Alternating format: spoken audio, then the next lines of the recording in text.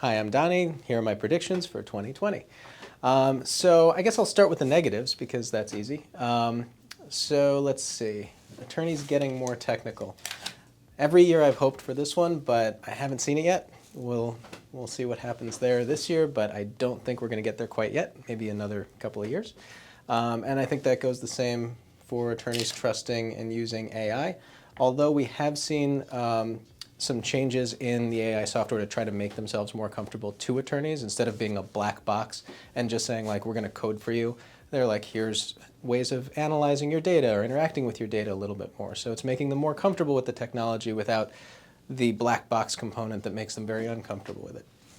Let's see. I don't think blockchain and e-discovery is going to be a big thing this year. I don't know when that's going to come into play. I don't think we're seeing enough blockchain adoption. People are trying to use it in different ways, but I don't see it yet in e-discovery, at least not as a big thing in this year. I do think that we're going to see more advances in in-place e-discovery. I'm seeing a lot of that already, where e-discovery platforms, I'm going to put this one up there too, like Microsoft and Google, Office 365 and all of those, they have compliance built in, but they're also adding e-discovery tools to allow you to do all of your review in place without doing data collection. So I think that's going to be a big one.